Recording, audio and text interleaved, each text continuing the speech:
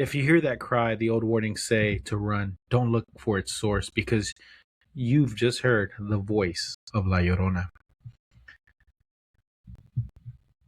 the weeping woman, and she is probably the most feared and famous ghost in all of Latin America. Like any great legend, the story of La Llorona has countless variations, but its tragic heart is always the same. It starts, as so many tragedies do, with a woman of stunning beauty named Maria. She was born. Sorry.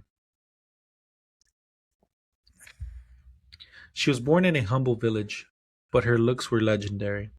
Though she turned the heads of all men, rich and poor, she was proud and declared she would only marry the most handsome and wealthiest of men she could find. In time, that man arrived, a dashing and rich ranchero, or sometimes a Spanish conquistador, who rode into town on a magnificent horse. He was captivated by Maria, showered her with gifts, and swept her off her feet. Against the advice of her family, who warned her about marrying a man of a higher class, she accepted his proposal. For a while, their life was perfect. They married, and Maria gave him two beautiful sons. She adored her children, and her husband seemed like a like a devoted father. But the ranchero was a man used to the wild freedom of the plains, and quiet family life soon started to bore him. He began spending more and more time away, returning to his old life of carousing, gambling, and seeing other women.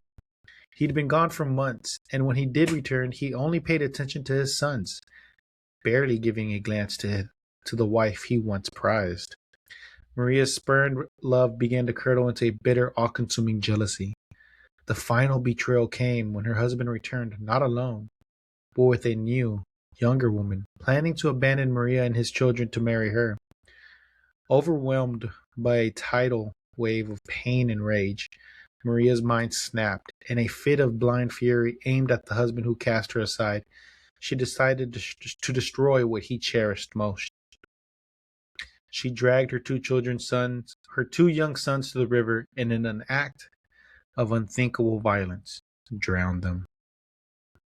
It was only when the silence returned, after the current had swept their small bodies away, that the fog of her rage lifted. The crushing weight of what she had done replaced it. Screaming in horror, she ran along the riverbank, clawing at the air, calling for her children, but they were gone. She threw herself into the same river and drowned. But for Maria, death wasn't an escape. Her sin was too great.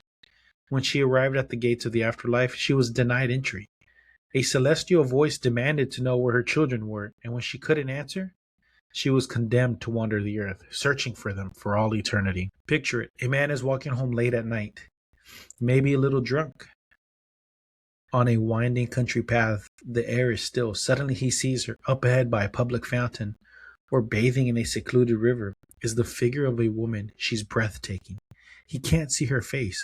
She is always seen from behind at first, but her body is alluring, either nude or wrapped in a sheer white nightgown.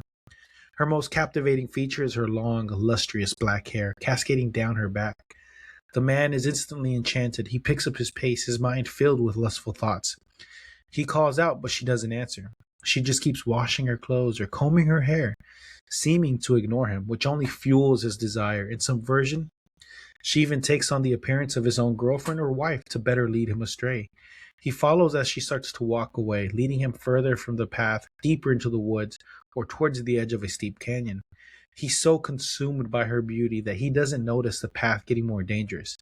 All he can think about is seeing her face. Finally, far from safety, she stops, slowly turns around, and this is the moment the seduction ends, and the absolute horror begins. The face she reveals is not human. In the most famous version of the legend, the beautiful woman has the head of a horse, its long muzzle pulling back to reveal yellowed teeth in a grotesque smile. The sound she makes isn't a lover's whisper, but a horrifying cackling laugh that echoes through the night. In other versions, her face is a grinning human skull or the decaying, maggot-eaten face of a corpse. The effect on the man is immediate and catastrophic. Most are said to die on the spot from pure terror. So we've met a ghost of grief, a monster of punishment. Now we travel east, across the Caribbean Sea to the island of Hispaniola, specifically the Dominican Republic. Here in the deep forest and rugged mountains, we find a different kind of female entity. She isn't a weeping ghost or a monster punishing sin. She's something else entirely. A wild, elusive, and mysterious creature of nature. She is La Ciguapa. Unlike La Llorona and La Ciguanaba, who are definitely spirits of the dead, La Ciguapa is often described as a living, breathing creature. For centuries, people in the rural parts of the Dominican Republic have sworn she is real. An encounter often begins not with a sight, but with a sudden, eerie stillness. The normal chatter of the forest, the birds, the insects go silent. Then you might hear her soft whispers or strange, high pitched whines, carried on the breeze. If she reveals herself, she appears as a female figure of strange and wild beauty. Some say she's small and perfectly proportioned, others tall and slender. She's said to have brown skin or dark blue eyes, or dark blue skin, helping her blend into the shadows, and is often naked, covered only by a magnificent mane of smooth black hair that can reach her ankles. Her eyes are large, dark, and slanted, and said to be incredibly enchanting, but as you look closer, you notice her most unsettling feature. Her feet are on backwards. Her heels face forward and her toes point behind her. I got a message. Hold on. Ah, ah. Need to ban that. It's no one. Sorry about that.